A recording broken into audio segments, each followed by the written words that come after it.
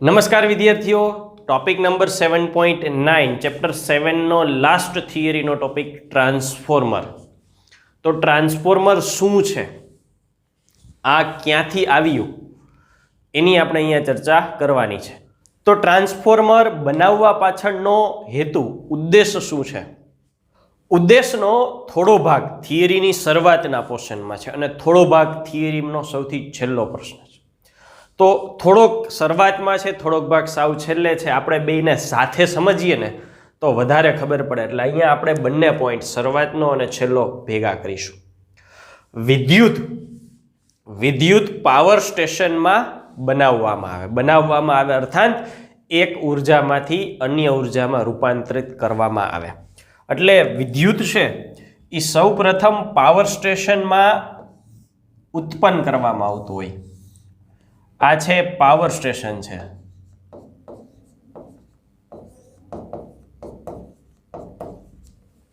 એ thermal power station હોઈ શકે, nuclear power station હોઈ શકે, વિન્ડ ફાર્મ હોઈ શકે.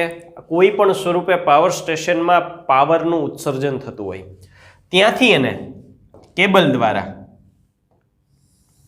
બે કેબલ દ્વારા એને ક્યાં લઈ આવવામાં આવે? તો કે વસ્તી જ્યાં હોય, જ્યાં ઉપયોગ થતો એના નજીકના વિસ્તારમાં. એટલે ધારો કે આપણું સૌથી મોટામાં મોટું પાવર સ્ટેશન કચ્છમાં છે, તો ત્યાંથી કેબલ દ્વારા રાજકોટ સુધી અહીંયા વિદ્યુતને પહોંચાડવામાં આવતું હોય. એટલે અહીંયા હું લખું કે આ પાવર સ્ટેશન ક્યાંનું છે? તો કે કચ્છમાં છે. અહીંયા આપણે રાજકોટમાં એને મુખ્ય દોરડા દ્વારા પહોંચાડવામાં આવે. રાજકોટમાં નાના નાના સબસ્ટેશન, જેને આપણે સબસ્ટેશન કહીએ છીએ, અને ત્યાંથી થાંભલા એના દ્વારા આપણી ઘરે પહોંચાડવામાં આવે. આપણે જેને થાંભલા કહીએ છીએ એને ટેકનિકલ ભાષામાં કહેવાય યુટિલિટી પોલ.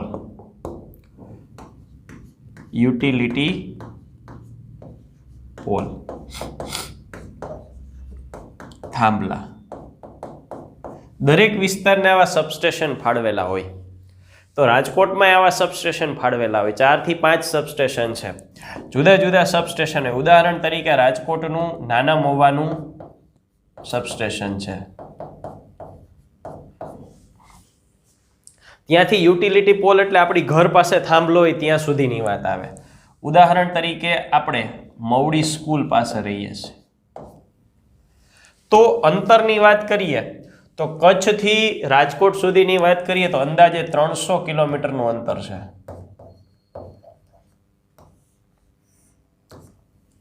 પછી નાના મોવા ટુ મમડી 3 થી 5 કિલોમીટર, આપણે એવરેજ 5 કિલોમીટર લઈએ. પછી તો નાના નાના અંતર હોય. હવે અહીંયા પાવર જનરેટ થાય છે. પાવર શું છે? તો કે P = V × I. આ 300 કિલોમીટરનું અંતર છે. હવે આને મીટરમાં ફેરવું એટલે કેટલા થાય? તો કે 300 કિલોમીટરને મીટરમાં ફેરવું એટલે પાછળ બીજા 3 મીંડા લાગી જાય, 3 લાખ મીટર થાય. તો અહીંયા જે તાર છે એ તારનો અવરોધ R = ρl/A. આવડી મોટી લંબાઈ છે તો અવરોધનું મૂલ્ય કેટલું થાય? ખૂબ ઊંચું થાય. તો ઉષ્મા ઉર્જા સ્વરૂપે પાવર વ્યય, I²R. આ પણ ખૂબ વધુ થાય. કહેવાનો અર્થ, અહીંથી પાવર સ્ટેશનમાંથી ઉર્જા મોકલવામાં આવે અને સબસ્ટેશને પહોંચે. હજી તો કચ્છથી રાજકોટ મેઇન સેન્ટર સુધી પહોંચી ત્યાં જ કેટલી ઉર્જાનો વ્યય થઈ જાય. તો અહીંયા આપણો પહેલો ઉદ્દેશ શું છે? તો કે અહીંયા આપણો ઉદ્દેશ છે કે કોઈ પણ રીતે પાવરનો વ્યય છે એ ઘટાડવો. અહીં આપણો ઉદ્દેશ છે. પાવરનો વ્યય ઘટાડવા માટે આપણી પાસે સમીકરણ પ્રમાણે 2 ઓપ્શન છે, એક I અને બીજું R. I ને R. હવે R તરીકે કેટલા પરિબળો આવી શકે? તો કે R = ρl/A મુજબ વિચારીએ તો 3 પરિબળો થયા. રો એલ એ. ચાલો 3 પરિબળોની ચર્ચા કરીએ. રો અવરોધકતા ઘટાડવી, લંબાઈ ઘટાડવી, ક્ષેત્રફળ વધારવું. અવરોધકતા સારામાં સારી કોની? સોનાની, ગોલ્ડની. સોનાના તાર નાખી દો, નાખાય ને? સરળ છે? પોસિબલ જ નથી. એનાથી સારી કોની? સૌથી સારી સોનાની, એના પછી ઉતરતા ક્રમમાં ચાંદીની. ચાંદીના તાર નાખી શકાય? ન નાખી શકાય. એનાથી ઉતરતા ક્રમની કોપરની નાખી શકાય. આપણા ઘરમાં કોપર હોય ને તો ચાલે, રોડ ઉપર રેઢું કોપર ન ચાલે. 400 રૂપિયાનો કિલો આવે છે. એક તાર ઉતારે ને એટલે 100 રૂપિયા, 100 કિલોગ્રામનો અંદાજિત તાર હોય. નાનકડો તાર ઉતારે ને 200-300 મીટરનો, 100 કિલોનો તાર થાય, 40,000 રૂપિયા થયા. 2-3 મહિનાનો ઘર ખર્ચો નીકળી જાય એક જ રાત ચોરી કરે એટલે કોપરના તાર એનો આવે. એલ્યુમિનિયમ 100 રૂપિયા કિલો છે. 100 રૂપિયા કિલો છે. તાર ઉતારે એની ઘનતાઈ ઓછી હોય એટલે એની સામે 100 મીટરનો એટલી જ સાઈઝનો કોપર જેવડી જ સાઈઝનો તાર ઉતારે ને તો કિલોમાં આવે 60 કિલો અને 100 રૂપિયા કિંમત એટલે 6,000 રૂપિયા થયા. એક રાત ચોરી કરવાના 6,000 રૂપિયા, પણ એકલાથી તાર ઉતરે? 3-4 જણાને જવું પડે તો એકાદ જણાના ભાગમાં 1,000-1,500 રૂપિયા વધે. તો 1,000-1,500 રૂપિયામાં કોઈ મજૂરી કરવા એવી જાય નહીં. એટલે હંમેશા તાર છે ને એલ્યુમિનિયમના જ નાખવામાં આવે. અને આ મસ્તી કરવા માટે, એન્ટરટેનમેન્ટ માટે નહીં, આ સાચું જ કારણ છે. એટલે જ આ તાર એલ્યુમિનિયમના રાખવામાં આવે છે. લંબાઈ એટલે કે કચ્છ અને રાજકોટ વચ્ચેનું અંતર ઘટાડી શકવાના નથી, ઘટાડી શકવાના. એ એઝ ઇટ ઇઝ જ રહેશે, શક્ય જ નથી. એટલે આ પરિબળ એ આપણા માટે શક્ય નથી. આ પરિબળનું કંટ્રોલ એ શક્ય નથી. એ એટલે આડછેદનું ક્ષેત્રફળ એ વધારવું. તાર જાડો કરતા જાઓ. તાર જાડો કરો તો વજન વધતો જાય ને. ખાલી ત્રિજ્યા r હોય એમાંથી 2r કરો એટલે ક્ષેત્રફળનું શું થાય? તો કે ક્ષેત્રફળ એમાંથી 4a થઈ જાય, કારણ કે ત્રિજ્યાના વર્ગ પ્રમાણે હોય ને તો દળ હોય એના કરતાં 4 ગણું થઈ જાય. તો તાર એટલો ભારે થાય કે 2 થાંભલા વચ્ચે એ લટકાવીએ છીએ, લટકી ન શકે, નીચે પડી જાય. એટલા માટે તાર માટે આડછેદનું ક્ષેત્રફળ વધારવું એ શક્ય પરિબળો નથી. આ બધા પરિબળો શક્ય નથી. તો હવે વાત શું આવી? તો કે તમે કોઈ પણ કારણસર પ્રવાહ ઘટાડો. હવે જો પાવર જે ઉત્પન્ન થાય છે એ તો નિશ્ચિત જ છે.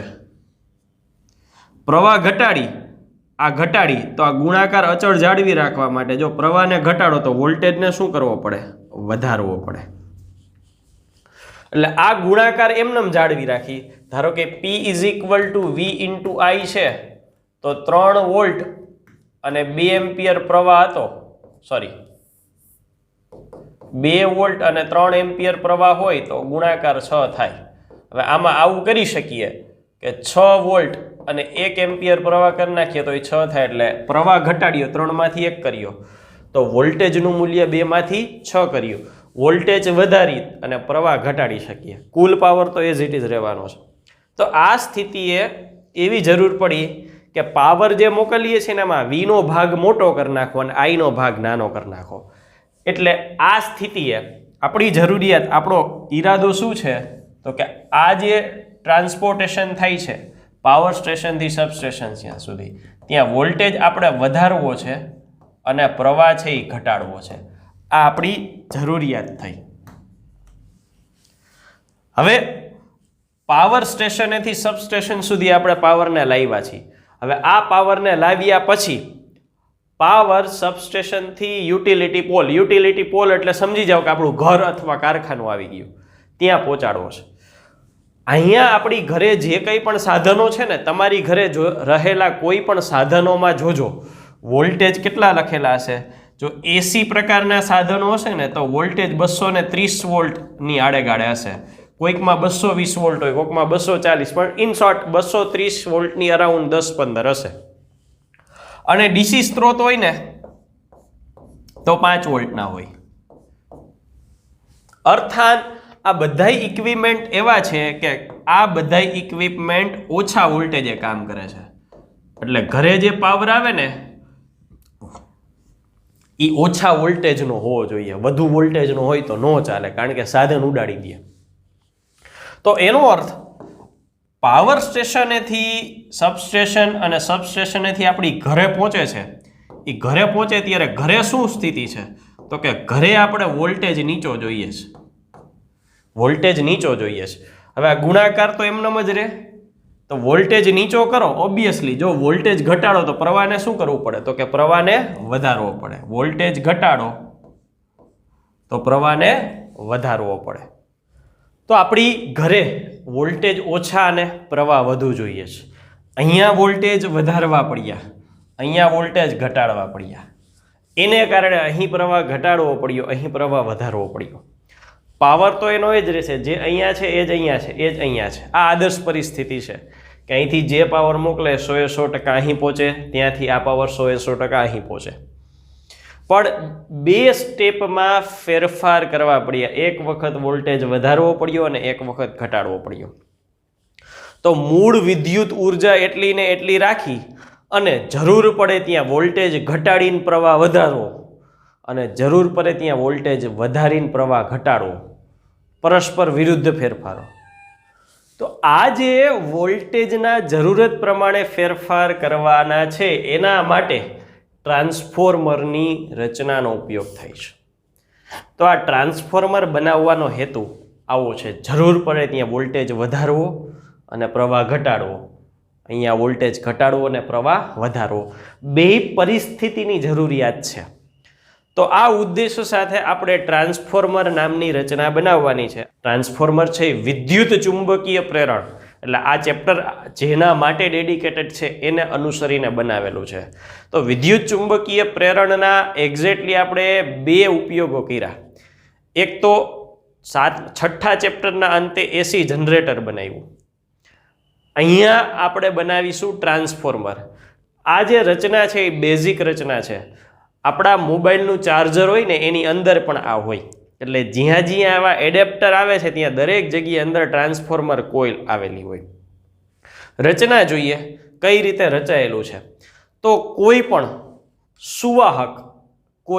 સુવાહક ધાતુની ફ્રેમ બે પ્રકારની બનાવવામાં આવે છે, બે આકારે બનાવવામાં આવે છે. આ પહેલો પ્રકાર અથવા પહેલો આકાર. આ દ્રવ્ય, આ જે દ્રવ્ય છે એ કેવું લેવામાં આવે? તો દ્રવ્ય છે એ સુવાહક તો છે જ, પણ સુવાહકમાં એવું દ્રવ્ય પસંદ કરવામાં આવે જે મહત્તમ ચુંબકીય ક્ષેત્ર ધારણ કરી શકે. મહત્તમ ચુંબકીય ક્ષેત્ર એટલે શું? તો કે શિક્ષક અહીંથી ભણાવે છે અને બધું વિદ્યાર્થી મેળવી લે તો એ સક્ષમ વિદ્યાર્થી કહેવાય. એમ અહીંયા એવું દ્રવ્ય કે એને બહારથી જે ચુંબકીય ક્ષેત્ર આપવામાં આવે ને બધું પોતે ઝીલી લે, બધું પોતે સાચવી રાખે, બધું પોતે પસાર થવા દે, એવું દ્રવ્ય. અને એવા દ્રવ્ય તરીકે સારામાં સારું દ્રવ્ય કોણ છે? તો કે નરમ લોખંડ. નરમ લોખંડની પસંદગી કરવામાં આવે. હવે નરમ લોખંડ, અહીંયા મેં એક જ પ્લેટ દર્શાવી, આવી એક પ્લેટ ન હોય, એક ઉપર બીજી, બીજા ઉપર ત્રીજી, ત્રીજા ઉપર ચોથી હોય. પણ દરેક પ્લેટ, એક પ્લેટ, બીજી પ્લેટ, ત્રીજી પ્લેટ, ચોથી પ્લેટ, આવી કેટલી પ્લેટો હોય પણ એકબીજાના સંપર્કમાં ન આવે. સંપર્કમાં ન આવે એટલે શું કરે? તો કે એક પ્લેટ રાખે, એની ઉપર બીજું અવાહક દ્રવ્યનું આવરણ ચડાવી દે. આવરણ ચડાવ્યું કેવું છે? અવાહક દ્રવ્યનું આવરણ. ધ્યાનથી જુઓ, જો આ જે છે પેલી પ્લેટ એ સુવાહક છે, નરમ લોખંડ, એની ઉપર અવાહક દ્રવ્યનું આવરણ ચડાવી દે, ધારો કે છે વાર્નિશ. આ પ્લેટ અવાહક દ્રવ્યનું આવરણ, વળી પાછી પ્લેટ, વળી એની પાછળ વાર્નિશ જેવા અવાહક દ્રવ્યનું આવરણ, વળી પાછી પ્લેટ. આવું કન્ટિન્યુઅસલી એક પ્લેટ, બીજી પ્લેટ, ત્રીજી, ચોથી, 5, 6, 7 ઘણી બધી પ્લેટ ભેગી કરવામાં આવે એટલે ત્રિપરિમાણમાં આપણને આવું દેખાય ને. એક પ્લેટ પછી બીજી પ્લેટ એકબીજાના સંપર્કમાં એવી રીતે છે કે બે વચ્ચે અવાહક આવરણ છે. અવાહક આવરણ હોય એટલે શું થાય?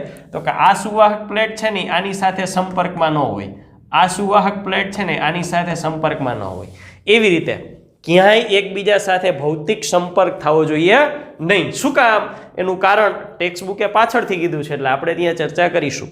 પણ આ રીતે એક સુવાહક પછી બીજો, ત્રીજો, ચોથો, એટલે ગૂંચળું જ કહેવાય આમ તો. પણ કેવું? તો કે એક પછી એક અવાહક માધ્યમ મૂક્યું જેથી એકબીજાના સંપર્કમાં ન આવે.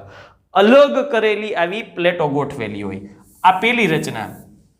પેલી રચના છે એનો આકાર તમે જુઓ ને તો આ આકાર કેવો છે, તો કે આ આકાર છે ને એ ટી આકાર છે. ટી આકારે કહેવામાં આવે છે, ઘણીવાર આઈ આકારે કહેવામાં આવે છે.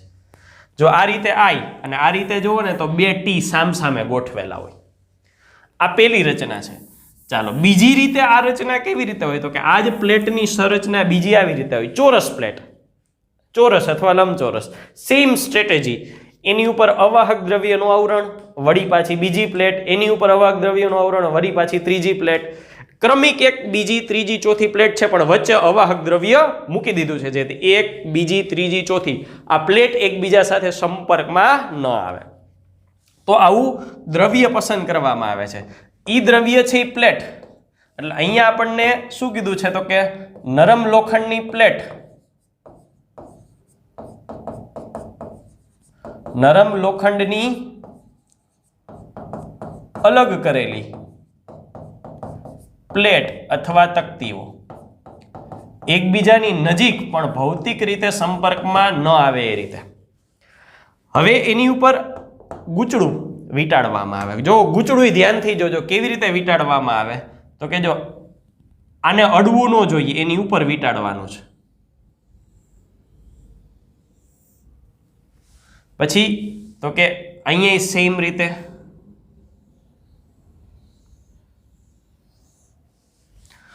આ રીતે ગૂંચળું વીંટાળી શકાય.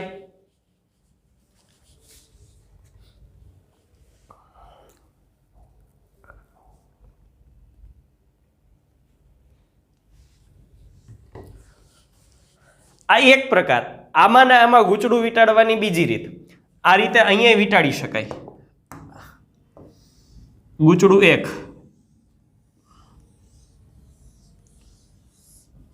અહીંયા બીજું, અહીંયા ગૂંચળું વીંટાળવાની બીજી રીત. એટલે આ કાઢી નાખીએ અને જોઈએ કે બીજી કઈ રીતે વીંટાળી શકાય. તો વચ્ચેના ભાગથી વીંટાળાય. જો અહીંથી વીંટાળું છું,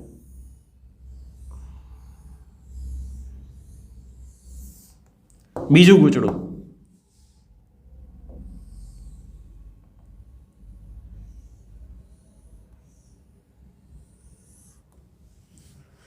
આ ગૂંચળું કેવી રીતે વીંટાળ્યું છે, તો કે તમને બાઇકના જમ્પર, બાઇક સ્કૂટરના જમ્પર બહારથી ઓછા દેખાતા હોય છે, બાઇકના જમ્પર દેખાય, સીટ હોય ને એની વચ્ચેથી સેન્ટરમાં પાછલા વ્હીલ સાથે જોડાયેલા હોય, સ્પ્રિંગ હોય અને વચ્ચે સળિયો હોય, સળિયાની આજુબાજુ સ્પ્રિંગ આ રીતે ગોઠવાયેલી હોય. આમ ઊભા જોવો તો આ રીતે દેખાય, ક્યાંય અડવા જોઈએ નહીં. એટલે આની આજુબાજુ વીંટાળેલા હોય પણ આને ક્યાંય અડવા જોઈએ નહીં.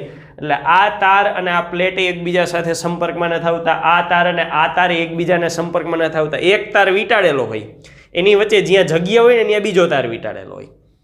ટૂંકમાં તાર, પ્લેટ, આ તાર ક્યાંય એકબીજા સાથે સીધા ભૌતિક સંપર્કમાં આવી શકે નહીં, એવી રીતે આ વીંટાળેલા છે. અહીંયા વીંટાળેલા છે તો આ પ્લેટ છે એની આજુબાજુ આ રીતે છે, એને અડાડીને નહીં, આજુબાજુ આ રીતે છે. તો આવી રીતે વીંટાળવામાં આવે. આ બે પ્રકારની રચના હોય. એટલે જે ગૂંચળા વીંટાળ્યા છે, તો કે બે ગૂંચળા એકબીજાથી અલગ રહે તે રીતે વીંટાળેલા છે.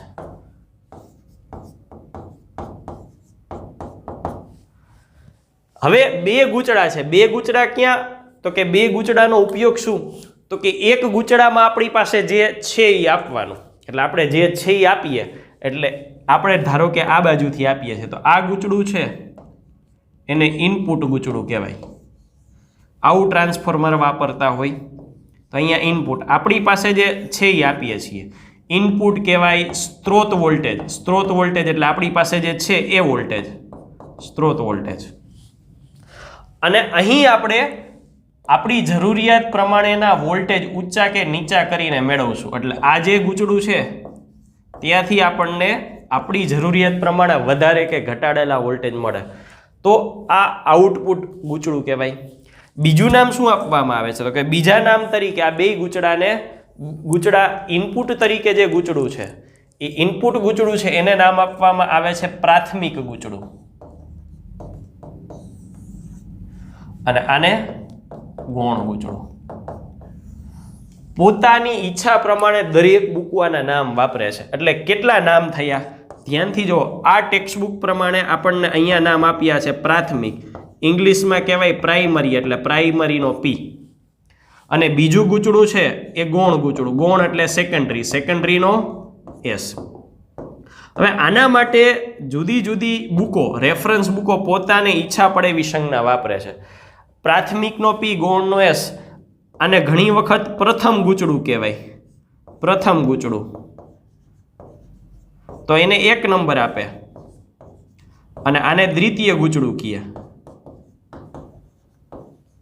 તો 2 નંબર આપે. પછી અમુક બુકો આને ઇનપુટ કહે છે તો ઇનપુટનો આઈ સંજ્ઞા આપે. અમુક બુક્સ આને આઉટપુટ કહે છે તો આઉટપુટ તરીકે આઉટપુટનો ઓ સંજ્ઞા આપે. ડિપેન્ડ્સ. એટલે આવા કોઈ પણ જુદા જુદા નામ આવે તો આપણે વિચલિત ન થવું, એક જ સરખું છે. હવે ઉદાહરણ તરીકે આ પ્રમાણે નામ આપવાના છે તો શું અપાય? તો કે 3 ભૌતિક રાશિઓની આપણે અહીંયા ચર્ચા કરવાના છીએ: પાવર, વોલ્ટેજ અને પ્રવાહ. ચોથા નહીં લેવું હોય તો હું લઈ શકું ફ્લક્સ. હજી બીજા પરિમાણો વ્યાખ્યાયિત કરી શકાય, પણ અહીંયા હું 3 માટેની વાત કરું છું. જો પાવર આના માટે કરવું હોય ને તો પ્રાઇમરી ઉપરથી આઈપી લખી શકાય, પ્રથમ ગૂંચળા ઉપરથી I1 લખી શકાય, ઇનપુટ ઉપરથી II લખી શકાય. આના માટે તો કે આઈપી હોય તો અહીંયા આઉટપુટમાં પ્રવાહ જે છે ને સેકન્ડરી IS કહી શકાય, I2 કહી શકાય, IO કહી શકાય. બરાબર છે. એવી જ રીતે voltage VP, V1, VI, VS, V2, VO. પ્રવાહ તો આપણે અહીંયા લઈ લીધો, એટલે અહીંયા આપણે પાવર લેશું તો primary power PP, P1, PI, PS, P2, PO. ફ્લક્સમાં સેમ. ટૂંકમાં કહેવાનો અર્થ એ છે કે આ 3માંથી જે બુકને જે ઈચ્છા પડે એની સંજ્ઞાઓ વાપરે છે, એના માટે આપણે કોઈ ચિંતા કરવાની જરૂર નથી. તો આ રીતે ગોઠવણી હોય. પેલું સ્ટેપ શું? તો કે એક સરખી સુવાહક અને નરમ લોખંડ. નરમ લોખંડ એટલે લીધું કે એ સારામાં સારું વિદ્યુત ચુંબક છે. વિદ્યુતની હાજરીમાં સારામાં સારું ચુંબકત્વ એ જાળવી રાખે છે. સારામાં સારું ચુંબકત્વ જાળવી રાખે છે એટલે આપણે એનો ઉપયોગ કર્યો છે. એ બધી એવી ઘણી બધી પ્લેટો એકબીજાથી અલગ કરીને, અલગ રહી એટલે વચ્ચે આપણે અવાહક માધ્યમ જોડી દેશું. એક બાજુથી એક ગૂંચળું સંપર્કમાં ન રહે એ રીતે, અડવું ક્યાંય ન જોઈએ એ રીતે વિટાળો. બીજી બાજુ બીજું ગૂંચળું વિટાળો, એ પણ એવી રીતે વિચારો ક્યાંય સંપર્કમાં રહે નહીં. તો અને આ 2 પ્રકારે ટ્રાન્સફોર્મર બનાવેલા હોય છે. બરાબર. આવી 2 પ્રકારની ભૌતિક રચના હોય છે. તો આ થઈ રચના.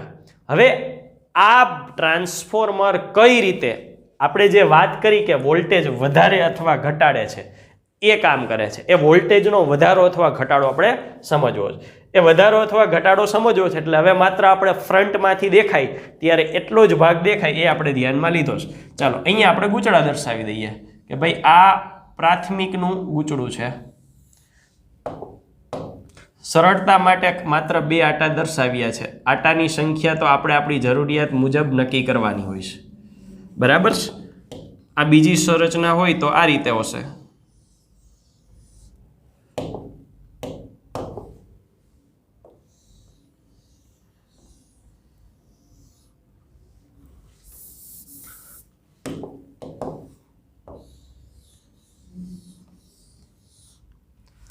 તો વિદ્યુત ચુંબકીય પ્રેરણ થાય છે એની વાત કરવી છે. વિદ્યુત ચુંબકીય પ્રેરણ એટલે પહેલા દરેક ગૂંચળા સાથે સંકળાયેલી ભૌતિક રાશિની વાત કરી લઈએ. ભૌતિક રાશિ આ જે પ્રાથમિક ગૂંચળું છે, કયું છે? તો કે આ પ્રાથમિક ગૂંચળું છે. પ્રાથમિક ગૂંચળા સાથે કઈ કઈ ભૌતિક રાશિ સંકળાયેલી હોય? આ પ્રાથમિક ગૂંચળું અને આ ગૌણ ગૂંચળું. ચાલો, સંકળાયેલી ભૌતિક રાશિમાં પ્રવાહ કેટલો? IP, પ્રાઇમરી પ્રવાહ. વોલ્ટેજ કેટલો?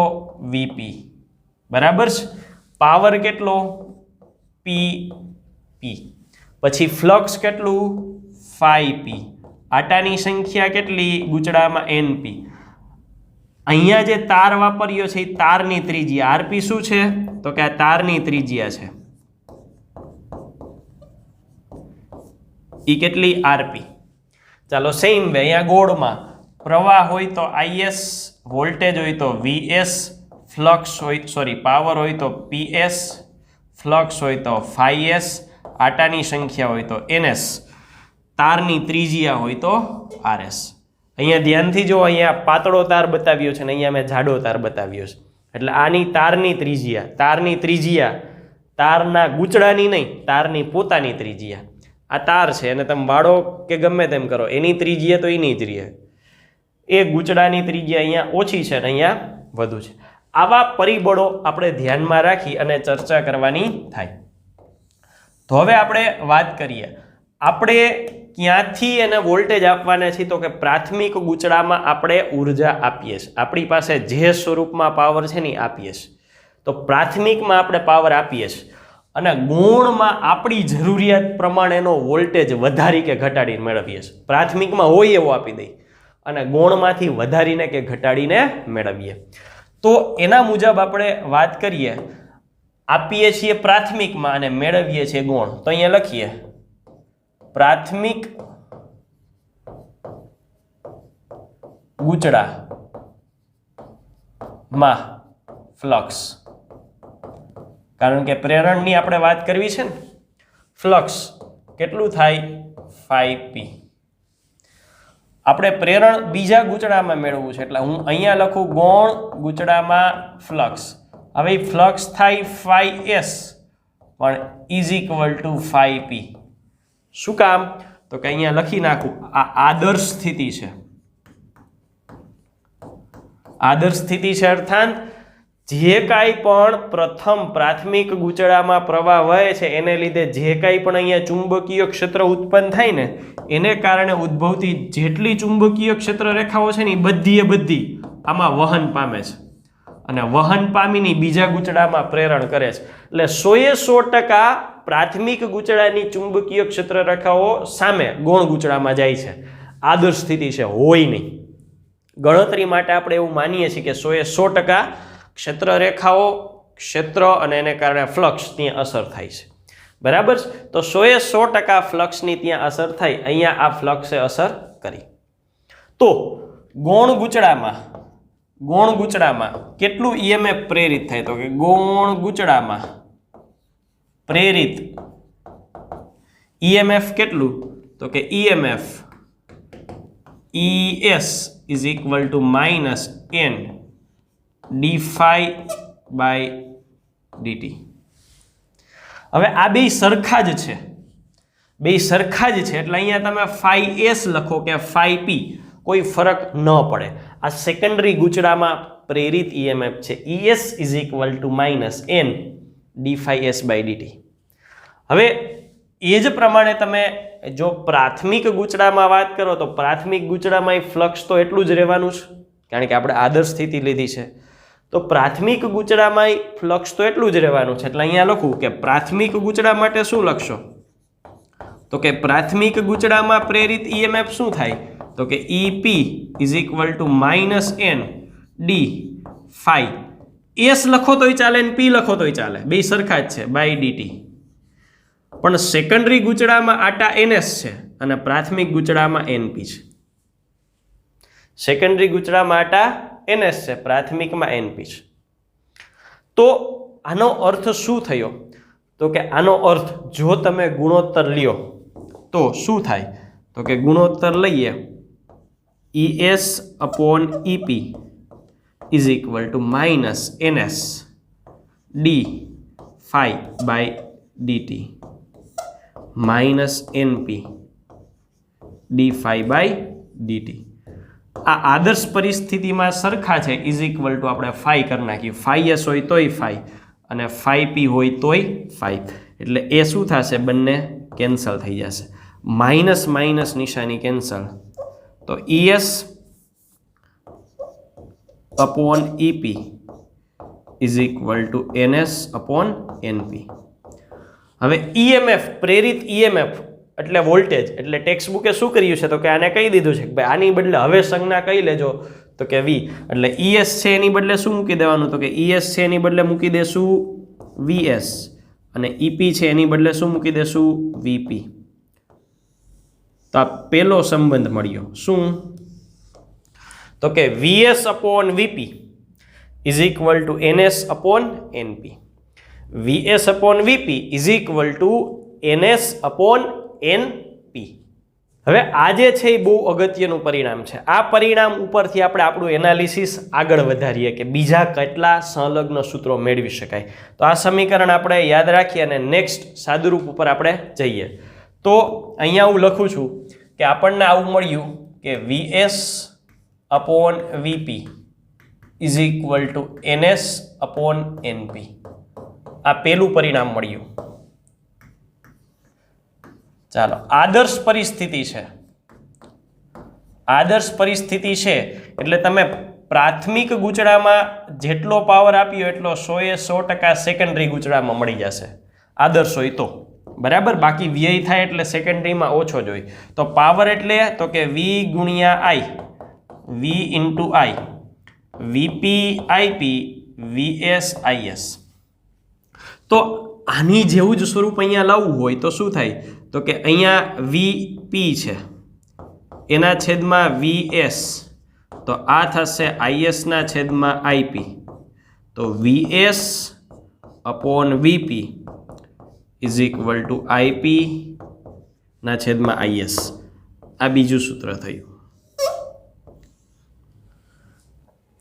તો આ વોલ્ટેજ સ્વરૂપમાં, આ પ્રવાહ સ્વરૂપમાં, આ બધાયનો કોમન જુઓ ને તો કોમન શું રાખ્યો છે? તો કે NS upon NP.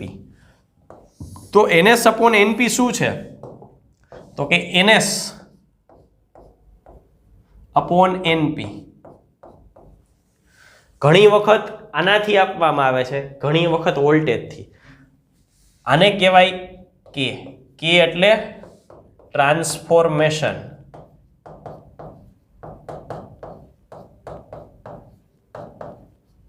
ગુણોત્તર. ટ્રાન્સફોર્મેશન ગુણોત્તર સાથેના સંકલિત સૂત્રો શું થાય?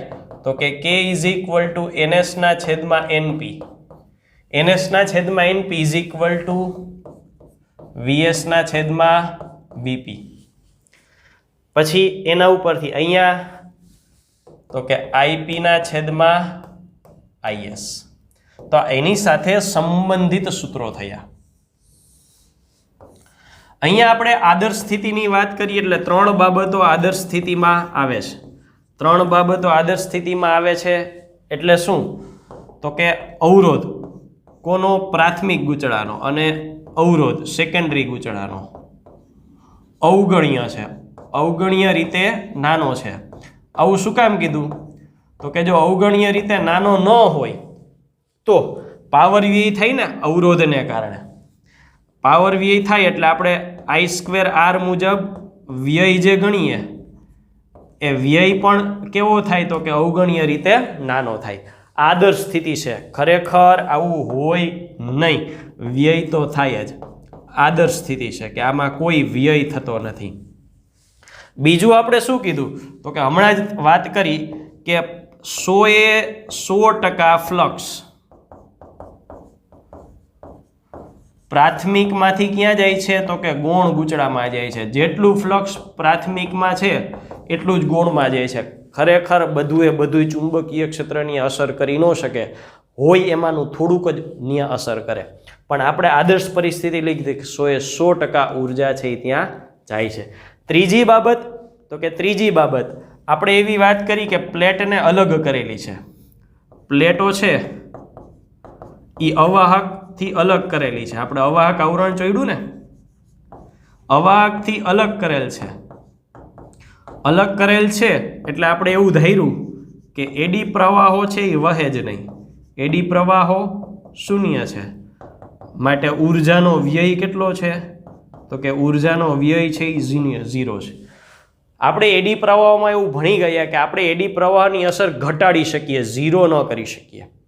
બરાબર છે? એટલે ઘટાડી શકીએ પણ 0 ન કરી શકીએ. અહીંયા આપણે એવું માની લીધું કે એડી પ્રવાહો ઉત્પન્ન જ નથી થતા, ઉર્જા વ્યય થતો જ નથી, એટલે જેટલી ઉર્જા પ્રાથમિકમાં છે એટલી બધી ગૌણમાં મળી ગઈ છે. આ બધી આદર્શ સ્થિતિની વાત છે. ખરેખર આવું હોય નહીં. તો આ ત્રણ બાબતોને લીધે આપણને સમીકરણ મળ્યું. હવે આ સમીકરણ આપણને એ બનાવવામાં ઉપયોગી થશે કે આપણે કઈ પ્રકારનું ટ્રાન્સફોર્મર બનાવવું છે. હજી જો આમાં ઊંડા ઉતરીએ ને તો હજી તારની ત્રિજ્યાને આપણે સંકળી શકીએ. કેવી રીતે? તો કે જો કોઈ પણ જગ્યાએ voltage V is equal two આપણે IR લઈએ છીએ. V is equal to I into R, પ્રવાહ ગુણ્યા અવરોધ. પ્રવાહ એમ નામ રાખવું. અવરોધ એટલે તો કે ρ L બાય A. જોજો ધ્યાનથી જોજો. V is equal to I ρ L by A. તો આ શું દર્શાવે છે?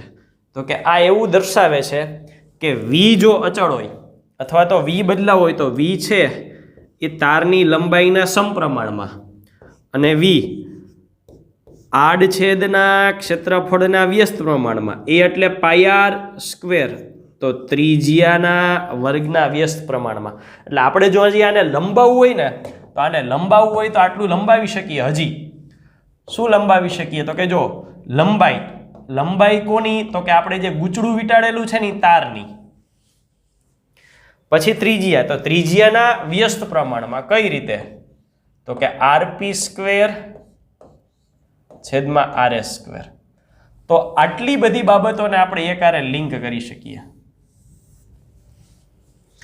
આ સૂત્ર આપણા માટે કેટલો ફેરફાર કરવો છે ને એનો પરિણામ આપણને આપે છે. બરાબર? તો આ પરિણામ માટે આપણે નેક્સ્ટ હવે જોઈએ કે પ્રકાર આમાંથી કોને કોને બદલાવીને પાડી શકાય. એટલે આ સૂત્રને આપણે સાથે લેતા જશું અને પ્રકાર નક્કી કરીશું. તો પ્રકાર નક્કી કરવા માટે ફરીથી પેલું સૂત્ર નોંધી લઈએ. K is equal two NS upon NP. હવે NS અપોન NP માટે પહેલા હું આ વખતે લખું છું voltage VS upon VP, NS upon NP, IP ના છેદમાં IS. પછી લંબાઈ માટે તો કે LS ના છેદમાં LP, ત્રિજ્યા માટે RP સ્ક્વેર ના છેદમાં RS સ્ક્વેર. હવે આપણી બે પ્રકારની જરૂરિયાતો છે. બે પ્રકારની જરૂરિયાતો. એક જરૂરિયાતમાં આપણે વોલ્ટેજ વધારવો છે અને બીજા પ્રકારની જરૂરિયાત છે એમાં વોલ્ટેજ ઘટાડવો છે. વોલ્ટેજ વધારવો એટલે સ્ત્રોત છે એ VP હોય અને આપણે આઉટપુટ લઈએ VS, એટલે VP કરતાં VS મોટા જોઈએ. આ પહેલો પ્રકાર છે. અને બીજો પ્રકાર એવો છે કે વોલ્ટેજ ઘટાડવો છે એટલે VP અને VSમાં આપણને જે મળે એ નાનું હોય એટલે VP મોટા હોય. આ બીજો પ્રકાર થયો. જો વધારવો છે તો એને અપ કર્યો કહેવાય. એના ઉપરથી આને નામ આપવામાં આવે છે step up transformer. Step up. અહીંયા ઘટાડ્યો એના પરથી આને નામ આપવામાં આવે છે સ્ટેપ ડાઉન ટ્રાન્સફોર્મર. હવે જો આના ઉપરથી આપણે પરિબળો નક્કી કરીએ શું કરી શકાય. જો અહીંયા VP લેસ ધેન VS, તો આનું મેથેમેટિકલ એનાલિસિસ કરીએ તો VP ના છેદમાં VS અને આ બાજુ છેદમાં લઈ લો તો 1 વધે. બરાબર?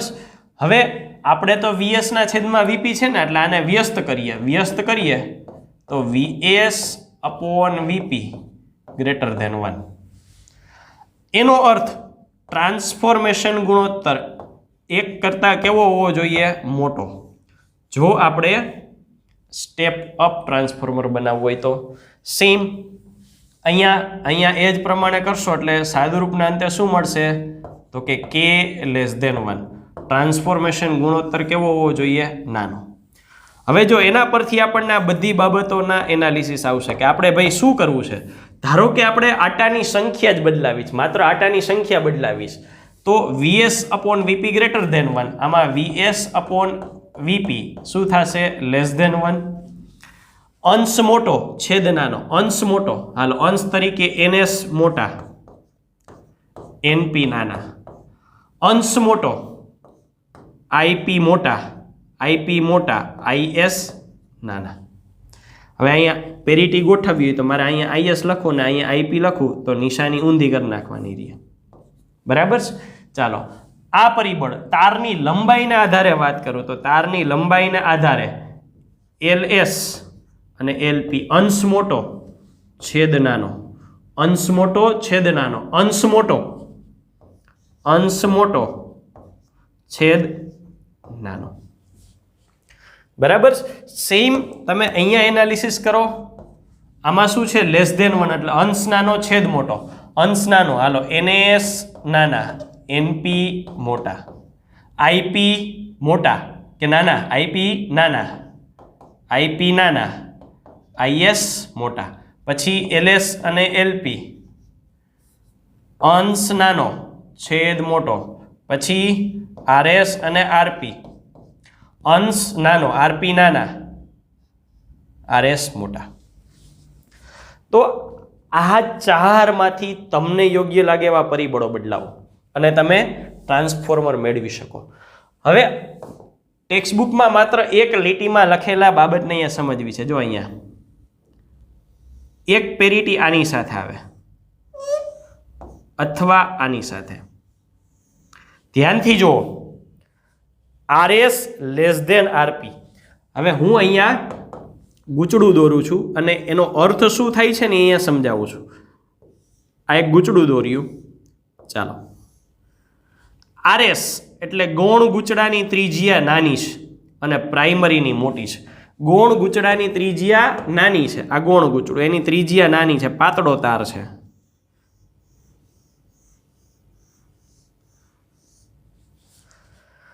પ્રાથમિક ગૂંચડાની ત્રિજ્યા મોટી છે, જાડો તાર છે, જાડો તાર છે. તો જાડો તાર હોય તો શું થાય? આ જાડો તાર,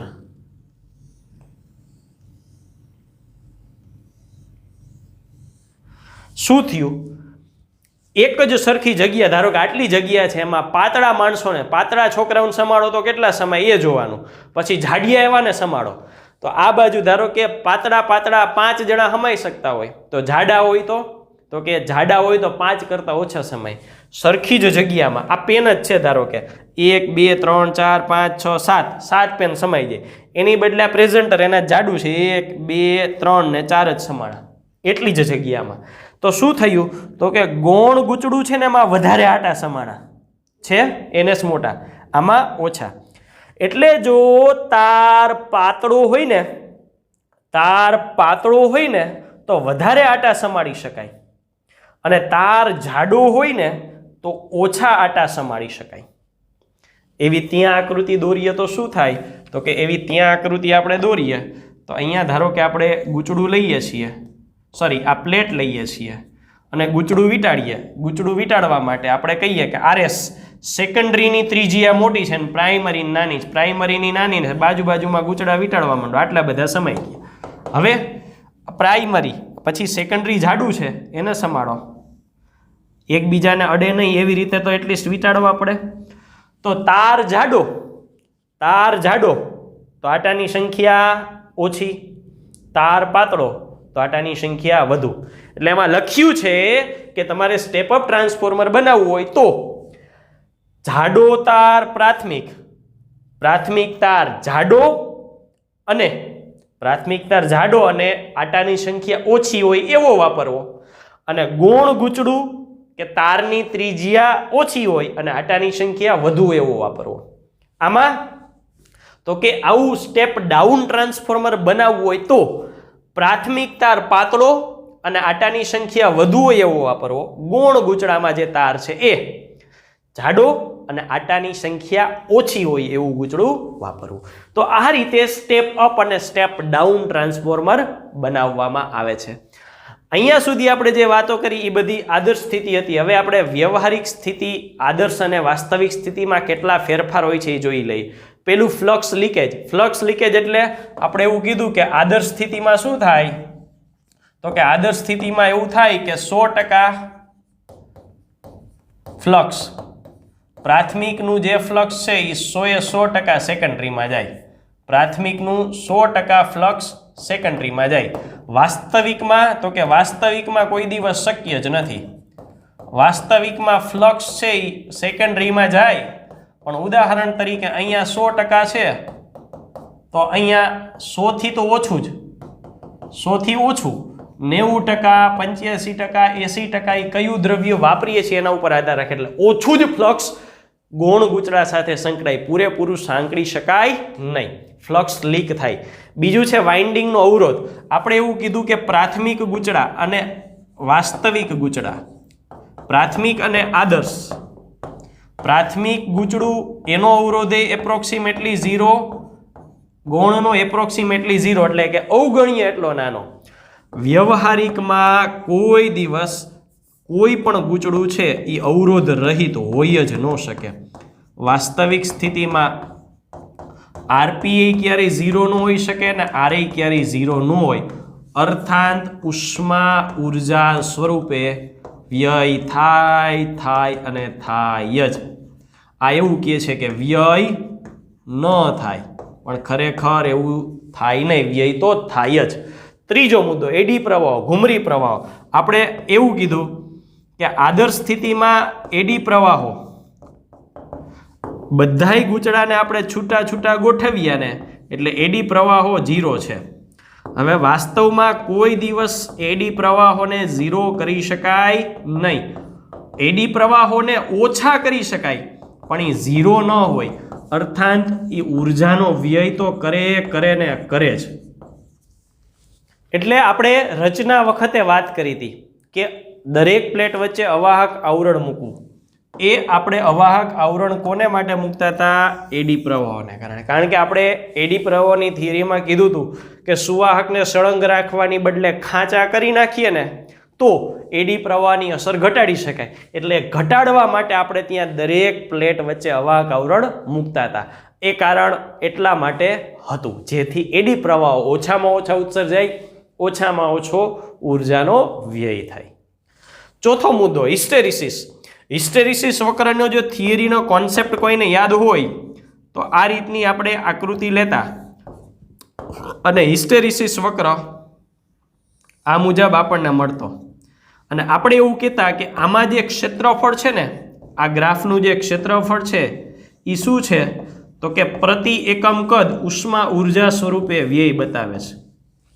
હવે પ્રતિ એકમ કદ ઉષ્મા ઉર્જા સ્વરૂપે વ્યય બતાવે છે તો આદર્શ સ્થિતિમાં શું હોય તો કે આદર્શ સ્થિતિમાં આપણે એને 0 કીધું. વાસ્તવિકમાં ક્યારેય આ 0 હોઈ શકે નહીં, વ્યય થાય ને થાય. આ ચારેય મુદ્દાનો નિષ્કર્ષ શું છે તો કે આપણે એવું કીધું કે પ્રાથમિકમાં જેટલો પાવર છે ને એટલો જ સેકન્ડરીમાં છે. હવે આ વ્યય તો થવાના જ છે એટલે પ્રાથમિકમાં જે પાવર છે ને એટલો જ સેકન્ડરીમાં ન હોય. અહીંયા ધારો કે 100% હોય ને તો અહીંયા 100%થી તો ઓછો જ હોય. ગમે તેવા પ્રકારનું ટ્રાન્સફોર્મર લ્યો, ટ્રાન્સફોર્મર સ્ટેપ અપ લ્યો કે સ્ટેપ ડાઉન, વોલ્ટેજના ફેરફાર જુદા જુદા હોઈ શકે પણ કોઈ પણ પ્રકારના ટ્રાન્સફોર્મરમાં હંમેશા પાવર વ્યવહારિક રીતે પ્રાથમિકનો જ વધુ હોય, સેકન્ડરીમાં વ્યય થાય એટલે ઓછો જ હોય. પછી સ્ટેપ અપ હોય તોય ઠીક છે ને સ્ટેપ ડાઉન હોય તોય ઠીક છે.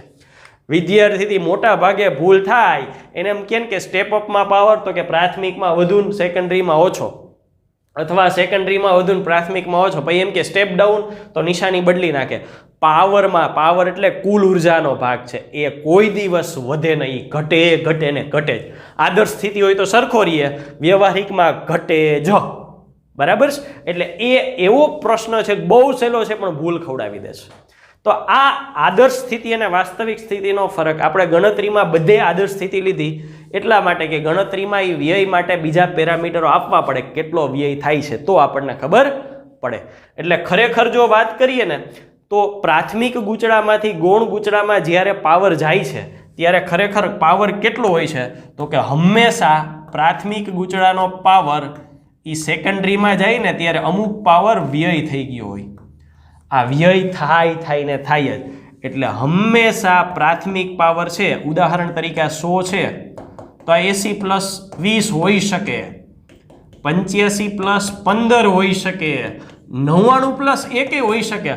પણ કોઈ પણ કન્ડિશનમાં જો 100 છે એ 80થી તો મોટા જ છે, 100 છે એ 85થી તો મોટા જ છે, 100 છે એ 99થી તો મોટા જ છે. અર્થાત પ્રાથમિકનો પાવર છે એ હંમેશા સેકન્ડરી કરતાં મોટો જ હોય. વ્યય થાય એટલે સેકન્ડરીનો પાવર ઘટે ને ઘટે. પછી સ્ટેપ અપ હોય તોય ઘટે ને સ્ટેપ ડાઉન હોય તોય ઘટે. તો આ સાથે આપણે ટ્રાન્સફોર્મરની ચર્ચા અહીં પૂર્ણ કરીએ છીએ. Thank you.